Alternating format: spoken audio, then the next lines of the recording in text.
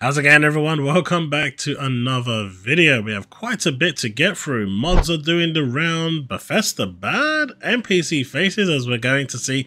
Nothing can top the Spiderman faces. And of course, PC Gamer is at it again, trying to fuel that engagement for what it is and what it is worth. Because at the end of the day, when it comes to PC Gamer, we all know that they are pretty much Sony shills. But as it goes right now, with a $100 game, it's about £85 here in the UK on Steam.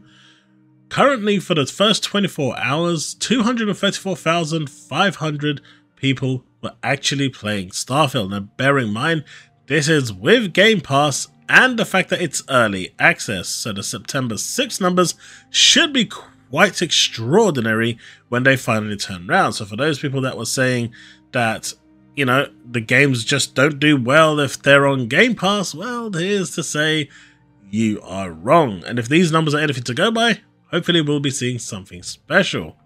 Next up, we have this one over here that I posted because I've seen a few people talking about this. But according to some PlayStation fans, Oblivion, Skyrim, Fallout, pretty much all Bethesda games are bad games and should never have been on PlayStation consoles.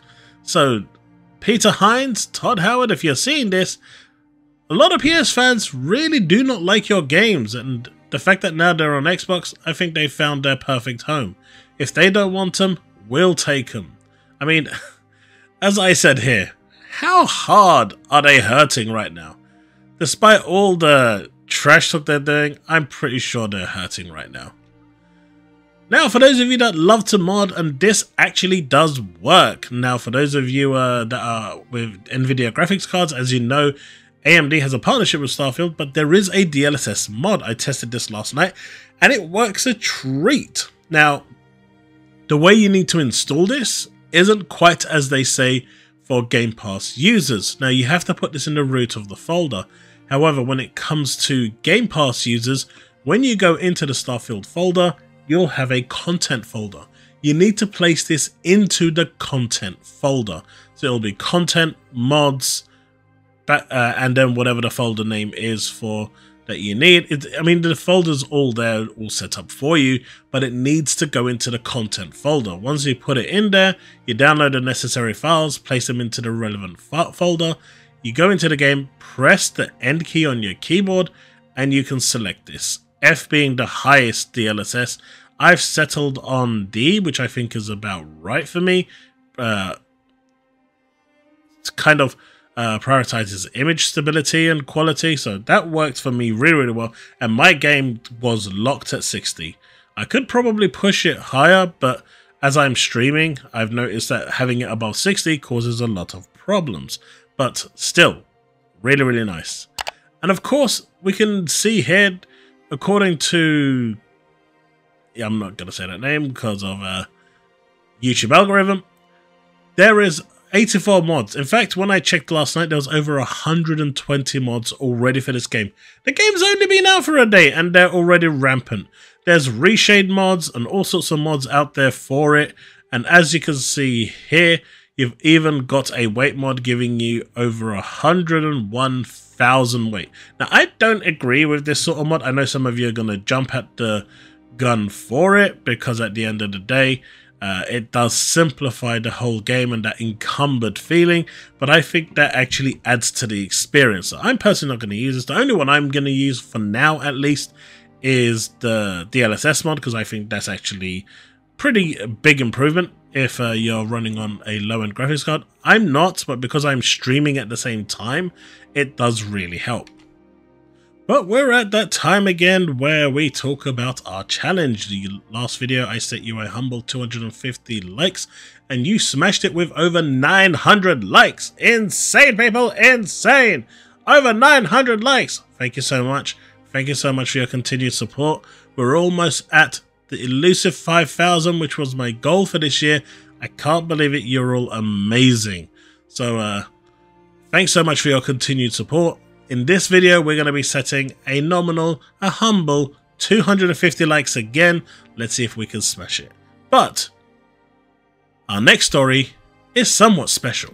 So in this video, you can see Blaze 4K here looking at this little clip saying, MF, you look like a Bethesda character. And I clearly said here, why you gotta do Bethesda dirty like that?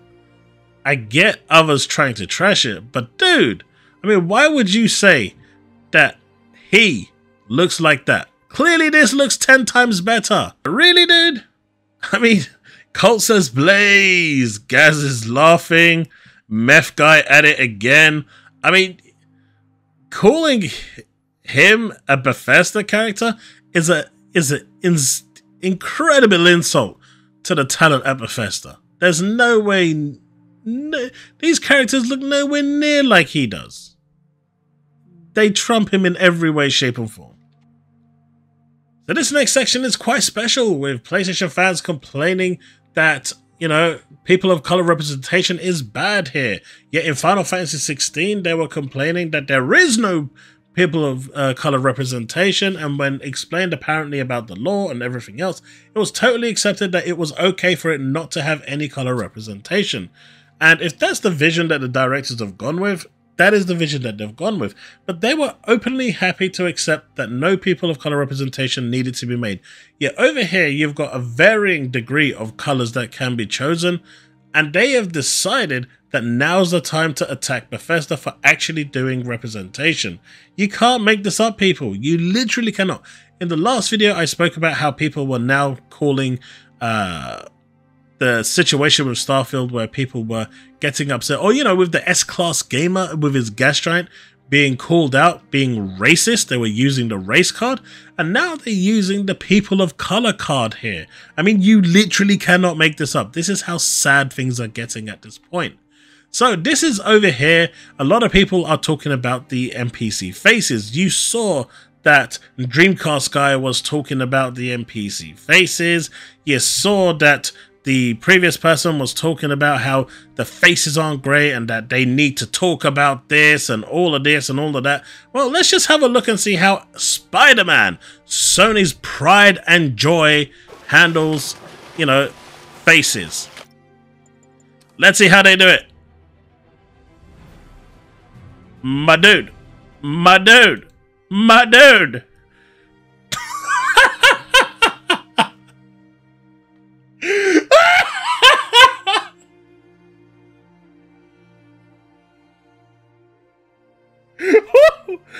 And they're laughing at Bethesda.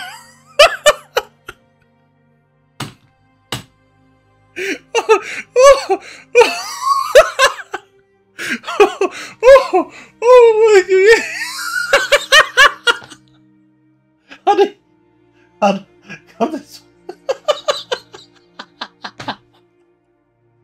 Hang on. Look at that face. That's PlayStation.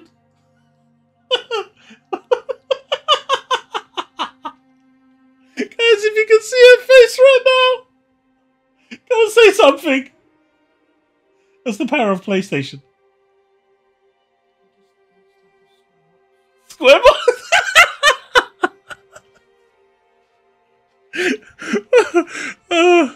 oh god. Oh, the Black Viking, you are a legend. You are a legend. I mean, after you see that, there is no way any PlayStation fan should ever open their mouth again. Ever. Unless you're the Dreamcast guy. Then he's going to chill for the rest of his life. Or Reforge. Alright, next we come up to our favourite IGN reviewer, Peter Patterson, or whatever his name is. The reviewer that complains about there being no map in Starfield. And there only being a compass. So he gave Fallout 4 that doesn't have a map, that doesn't have a map. You know, as you can see, they're pretty much the same design. He didn't complain about it here, didn't complain about it in Elden Ring, didn't complain about it in any other game. But it's a big complaint in Starfield. I just wanted to put this here because he's actually now trying to double down and justify why he's right and we are all wrong, when we are clearly calling him out and catching him where he's actually setting double standards to the point where this was not a Xbox exclusive. It was perfectly fine. not to have it. But once it became an Xbox exclusive, it is no longer okay to have it. PC Gamer is back at it again. I mean, just look how misleading the titles are, right? Starfield players agree that the first dozen hours are its weakest. I totally disagree. I'm having the best time in Starfield. I'm 6 hours in and I am loving every minute of it. But apparently after 12 hours, it blows wide open. Many players agree that Starfield intro falls flat. Like, they are still going at it. I mean, this publication is just a waste of space. We all know this, but they're clearly doing it for engagement. Do not engage. Do not look at it. Do not even bother with it. Seriously. I mean, it's got 151k views because it is posting a negative thing about Starfield. They are just a waste of space. Much like Metro. Okay, this one is actually pretty special. I don't know why this dude is constantly appearing on my timeline. Didn't even know this person existed. But PlayStation 5 is built differently. And I have to admit, I actually did enjoy Final Fantasy 16. Still haven't finished it yet, because I get motion sickness playing it for too long, because of how bad the frame rate is. But I actually did enjoy what I played. But it's built so differently that the disappointing results of Final Fantasy 16 causes Square Enix's organization reforms, and SIE's goal of 25 million per unit down the drain. I mean, remember when they said Sony PlayStation fans buy their games? Where are they? Where are they buying those games? Because they're not buying Final Fantasy 16. I mean, they're all hyping Final Fantasy 7 now as the next coming of their holy lord and savior. But they did exactly the same for 16. So where are they? Where are the sales? I mean, there's 45 million PS5s out there. I at least expected 10 million sales, but a measly 3? Come on. It's not even day and date on their console. A measly 3? That's pretty bad, right? Now this one over here is pretty much another Baldur's Gate situation, and there's no actual reason given for it, so it's a bit of a disappointment, but it looks like the Lord of the Rings Return to Moria is going to get almost like a 6-month exclusivity on PlayStation again. Fellow Dwarves, the Lord of the Rings Return to Moria is releasing on PC via Epic Game Store, so as we're going to go look at now, no one's going to buy it apparently, and PS5 on the 24th of October. Xbox Series XS version will be coming early 2024, exact date to be announced. Now there's no actual reasoning given here after the whole dilemma with Larian Studios. I don't think they are going to provide a reason. As you can see, people are asking Phil to do something about it, because at the end of the day, this isn't on, right? But it's a lot of people are saying that they're not going to buy this because of the game being on Epic Game Store and not on Steam. I get there being console differences, but it's just a launcher, people. If you enjoy the game, play it. But that's actually the dilemma now for a lot of people, that they're not. When will it be on Steam? Where is it? Where is it? Disappointing it's not coming to Steam. I don't particularly want another launcher. Was due to play this with my friends. I mean, it's just a launcher. It's not like it's going to cost you anything. Jeez Louise. Well, I'm sorry. This is one aspect from PC gamers I just don't get. I get you don't want multiple launchers on your, to a certain degree. But you don't have any EA games at all? Any Battle.net games? Like nothing? You don't have Diablo 4? Clearly you do. That requires another launcher. Like I personally don't get that. And I know people have tried explaining it to me. I will never understand it. Ever. Ever in a million years. And we finally finish this off with a bit of bad news. Volition, the team that decided to go woke, and they finally realized that, well, come to the realization that if you go woke, you go broke. Volition decided to make Saints Row and decided that making it super woke was the way forward, because they believed that the woke brigade was actually going to be on their side and buy their games. Lo and behold, they found out that the woke brigade don't really care. They're just there for a political point and are trying to gain brownie points by making everyone around them suffer with their woke vision. But it's a sad day because Volition, at the end of the day, did make some good games. They made one mistake and they decided to go on the brigade like Disney have and many other companies, going down the woke channel, and have suffered for it. I'm hoping at some point soon they're going to realize that the woke way isn't the right way and just make games that people were expecting. Saints Row was a game that basically ticked certain criteria, certain things. The style of the game is what people were looking for, and they went and took the soul of the game out and added in a soul, a woke soul version of the game, and it flopped. It flopped hard. Outside of the bugs that it had, that it was already broken, it just lost everything that made Saints Row Saints Row, and it didn't sell, and it bombed, and because of that, the studio is gone. Of course, there are other factors towards this. Embracer Group have just bought way too many companies. They cannot manage them.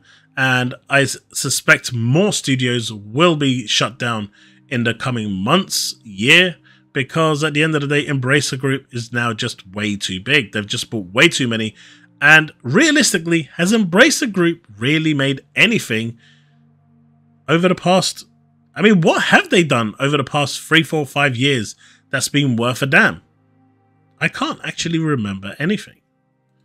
But people, I'm going to leave this here because for everyone that turns around and says that the Bethesda faces are bad, just remember that there's an Xbox Series X sitting in there in a PlayStation Spiderman game.